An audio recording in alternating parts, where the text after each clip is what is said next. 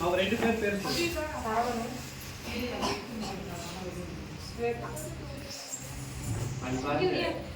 பக்தர்களே ஆண்டார் பத்திரகாளி அம்மன் கோவிலில்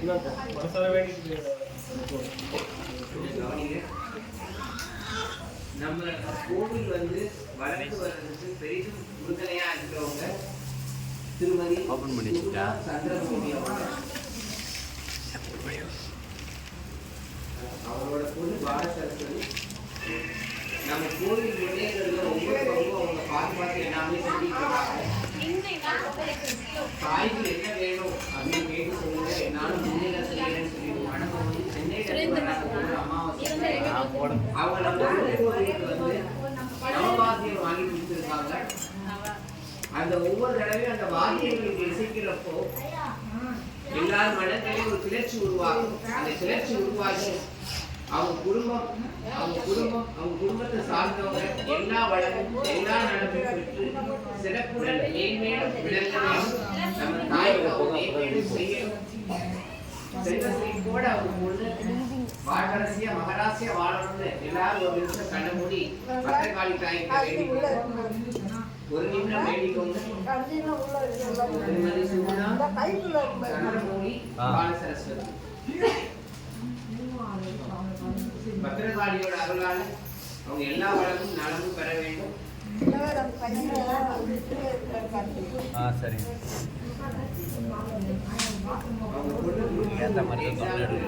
எக்ஸாம் படிச்சுட்டு இருக்காங்க. அந்த எக்ஸாம்ல வந்து அவங்க சக்சஸ் ஆகணும் அப்படின்னு நம்ம வேண்டிக்கலாம் தாய்கிட்ட. ஓம் ஜெயகாளி பத்ரகாளி. அந்த பெண் பால சரஸ்வதி அவள் படிக்கின்ற பொழுது அவளோட எண்ணத்திலையும் அவளோட அறிவிலையும் அவளோட ஞானத்திலையும் அவளோட கைகளிலையும் நீயே இருந்து தேர்வுக்கு போகும்போது வரும்போது பத்திரகாளி தாயை நீயே துணை இருந்து அந்த அறிவையும் ஞானத்தையும் கொடுத்து அந்த தேர்வில் அவள் சிறந்து விளங்கி அந்த பதவியை பெற உனது அருள் மிகவும் தேவை தாயை. தயவு வேண்டி அந்த அன்னை இங்கு திருக்கோவிலுக்கு வந்து தன்னுடைய கைங்கரியம் முடிந்தது எல்லாமே செய்கிறாங்க. அந்த தாய் மகிழும்படி உன் அருட்கரங்கள் அவங்கள அரவணைச்சு அவங்க வேண்டி நிற்கிற வரத்தை நீ தந்தருமாறு பணிவன்புடன் கேட்டுக்கொள்கிறோம். தாயை பத்திரகாளி. ஓம் காளி ஜெயகாளி ஜெய ஜெயகாளி. அதே மாதிரி நம்ம கோவிலுக்கு முன்னாடி ஒரு ஆர்ச் மாதிரி வச்சு பண்ணணும் அப்படின்றது எதிர இருக்காங்கள அந்த கடை வச்சுருக்காங்க அவங்க தனபாக்கியமா. அவங்களுக்கு வந்து அந்த முக்கால்வாசி தான் இருந்தது. அதை பண்ணணும் ஆரம்பத்துக்கு தான் சொல்லிகிட்டே இருந்தாங்க. ஸோ அதை பண்ணணும்னு நம்ம அதை வேலையில் இறங்கணும். அதோட இப்போ செஞ்சுருக்கிற வேலைகள் மேலே 3 சில விநாயக பெருமான், பத்ரகாளி, முருகப்பெருமான், 2 துவார சக்தி, அதுக்கு மட்டும் ஆன காசு வந்து 1,10,000 ரூபாய் இருக்குது. ஸோ இதில் வந்து என்னுடைய காசு வந்து 1 ரூபா கூட நான் செலவு பண்ணல. எல்லாமே அவளோட சித்தம் தான். முதல்ல பார்த்தீங்கன்னா நான் இதை செய்யும்போது எப்படி ஆரம்பிக்க போகிறேன்னே தெரியல. இங்கே வந்துட்டு போனாங்க. நம்ம கிருஷ்ணர் பொம்மைலாம் நம்ம அவங்ககிட்ட தான் வாங்கணும். நம்ம கோவிலில் வந்து கொள்ளு வைக்க போகிறோம். அவங்க தான் அந்த ஸ்தபதியை வந்து கூட்டிகிட்டு வந்தாங்க. அவங்களுடைய கூலி மட்டும் பார்த்தீங்கன்னா 60,000 ரூபாய். அதில் அவங்க நான் 30,000 ரூபாய் ஏற்றுக்கிறேன்னு சொல்லிட்டு ஃபஸ்ட்டு 10,000 ரூபாய் கொடுக்குறாங்க. அதுக்கப்புறம் மீதி 20,000 ரூபாய் வந்து இப்போ 10,000 ரூபாய் கொடுக்குறாங்க. 10,000 ரூபாய் நாளைக்கு கொடுக்குறேன்னு சொன்னாங்க. அது மட்டும் இல்லாமல் ஒரு 30,000 ரூபாய்க்கு தேவையான அந்த காப்பர் கம்பிலாம் வந்து அவங்களே வாங்கி கொடுத்தாங்க. கிட்டத்தட்ட 60,000 ரூபாய்க்கு அதை வாங்கிட்டாங்க. மீதி இருக்கிற 50,000 ரூபாய்க்கு பார்த்தீங்கன்னா ஸோ நம்ம கோயிலுக்கு ரெகுலராக வரவங்க எல்லாரும் சேர்ந்து தான் இதை பண்ணதே. அதை நம்ம வெங்கடேசன் சாரோடைய ஃபேமிலி வந்து எதுவுமே எதிர்பார்க்கல. சார் நான் ஒரு சிலையை ரெடி பண்ணேன், அதை வந்து இங்கே வைக்கிறத விட நீங்கள் பண்ணதுக்கு நான் கொடுத்துறேன்னு 10,000 ரூபாய் கொடுத்துருக்காங்க.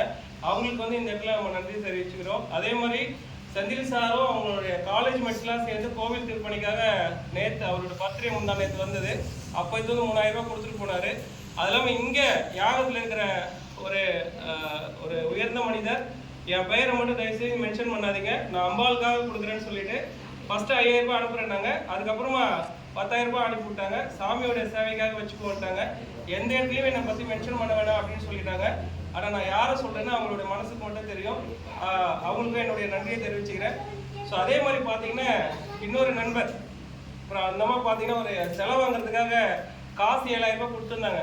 அந்த காசும் அவங்களுடைய கூலிக்காக கொடுத்துருக்குன்னு எதிர்க்கு அந்த தனபாக்கி அம்மாவும் சுதாகரன் 2 பேர் சேர்த்து 7,000 ரூபாய் கொடுத்தாங்க. ஸோ ஸோ இவங்களுடைய எல்லாருடைய முயற்சிகள் தான் இன்னைக்கு அந்த சிலை வந்து உருவாகி இருக்கு. அதே மாதிரி பார்த்தீங்கன்னா இப்போ பெயிண்ட் அடிக்கிறதுக்கு 25,000 ரூபாய் ஆகும்னு சொல்லியிருக்காங்க. ஸோ அதுக்காக நம்ம வெயிட் பண்ணியிருக்கோம். அதுக்கு வந்து கேபிகே நகரில் வந்து நான் பெயிண்ட் வாங்கி தரேன்னு சொல்லியிருக்காரு. ஸோ உங்கள் எல்லாருடைய அனுகிரகம் தான், நான் என்ன செலவுமே பண்ணல.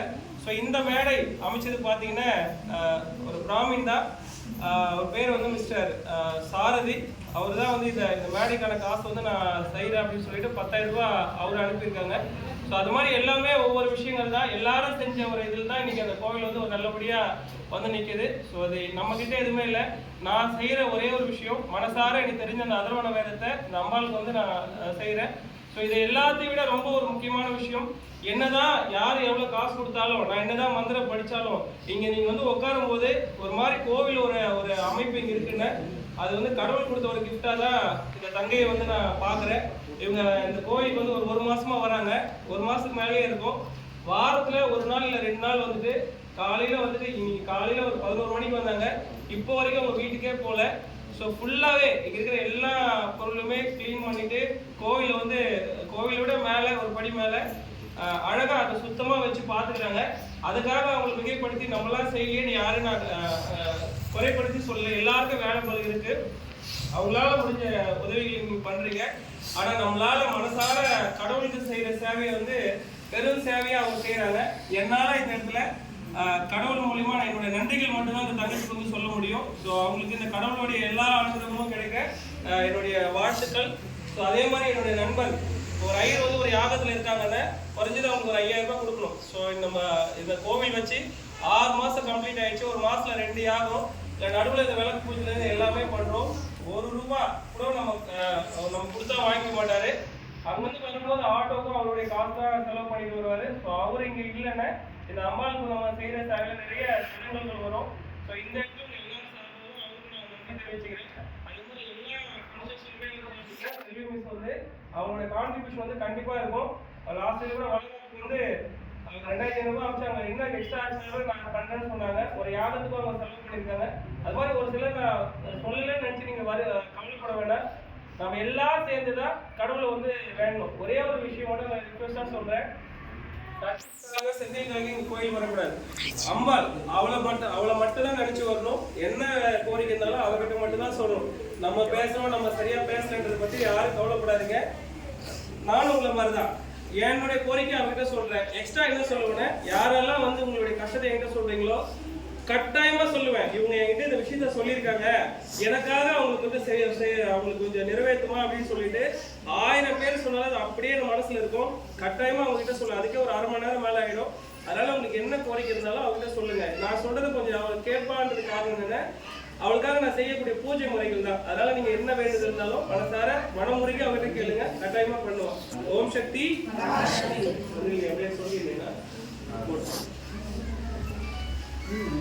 இல்ல